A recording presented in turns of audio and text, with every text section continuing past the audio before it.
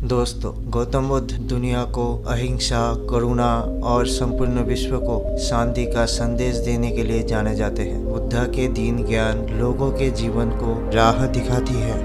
भगवान बुद्धा ने पूरी दुनिया को करुणा और सहिष्णुता के मार्ग के लिए प्रेरित किया। गौतम बुद्ध का कहना था कि हर पुरुष की 4 पत्नियां होना चाहिए। इसके पीछे भी एक दिलचस्प कहानी है। चलिए जानते हैं आज उस कहानी को।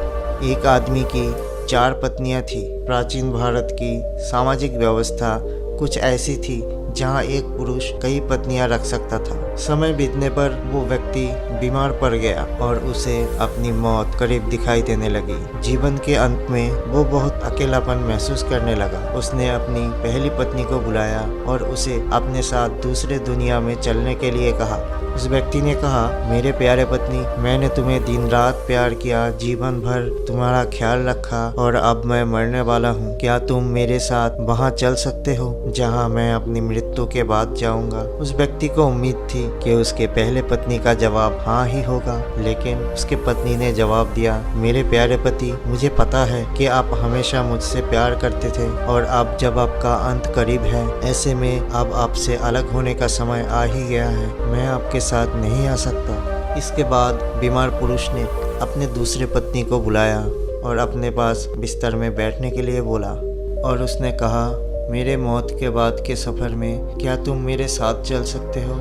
मेरी प्यारी पत्नी, तुम जानती हो कि मैं तुम्हें कितना प्यार करता हूँ और कभी कभी मुझे डर लगता था कहीं तुम मुझे छोड़ ना दो, लेकिन मैंने तुम्हें अपने प्रेम से अपने पास थाम कर रखा। मेरे प्रिय पत्नी, मेरे साथ इस सफ़र में क्या तुम मेरे साथ चल सकते हो? दूसरे पत्नी ने जवाब दिया, प्रिय पति, आपकी पहली पत्नी ने आपके मृत्यु के बाद आपका साथ देने से मना कर दिया, तो फिर मैं भला आपके साथ कैसे जा सकता हूँ? तो क्या आपने मुझे केवल अपने स्वार्थ के लिए ही प्यार किया? वो व्यक्ति निराश हो गया। उसके बाद उसने अपनी तीसरी पत्नी को बुलाया और उसे भी अपने साथ चलने के लिए कहा। तीसरी पत्नी ने आंखों में आंसू भरकर उत्तर दिया, मेरे प्रिय पति, मुझे आप पर दया आ रहा है और अपने लिए भी दुख हो रहा है, इसीलिए मैं आपके अंतिम संस्कार तक ही आपके साथ रहूंगी। इस तरह तीसरी पत्नी ने भी उसके साथ चलने से इनकार कर दिया। जब तीनों पत्नियों ने उसके साथ चलने के लिए मना कर दिया, तब उसे याद आया कि उसकी एक और भी पत्नी है, उसकी चौथी पत्नी, जिसकी उसने ज्यादा परवाह नहीं किया था। चौथी पत्नी के साथ उसने हमेशा एक दासी की तरह व्यवहार किया। उस आदमी ने सोचा कि अगर वो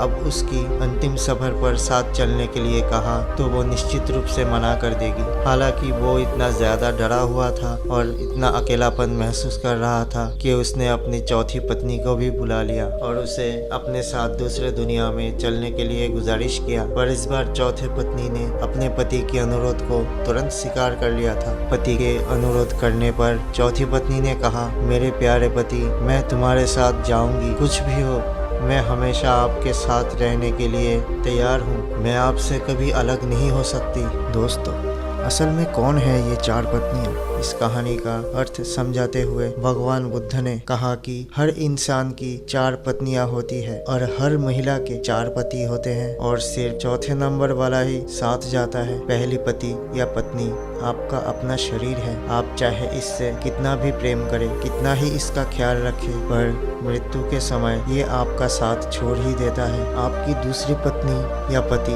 आपका भाग्य है। जो भाग्य आप अपने साथ लेकर आए हैं वो आपके साथ कभी नहीं जाता है, यहीं पर छूट जाता है। तीसरी पत्नी या पति आपके रिश्ते नाते हैं। माता पिता, भाई बहन या अन्य कोई भी दोस्त संबंधी सिर्फ तब तक ही आपके साथ है जब तक आप जीवित हैं। मृत्यु के समय ये भी आपका साथ छोड़ देते हैं। इसके बाद आपका इनसे कोई संबंध नहीं रह जाता। और चौथी पत्नी या पति आपका कर्मफल है। आप जीवन में जो भी कर्म करते हैं उसका फल आपको ज़रूर मिलता है और यही सिर्फ आपके साथ जाता है। तो दोस्तों, आज की कहानी कैसी लगी कमेंट में ज़रूर बताएं। धन्यवाद।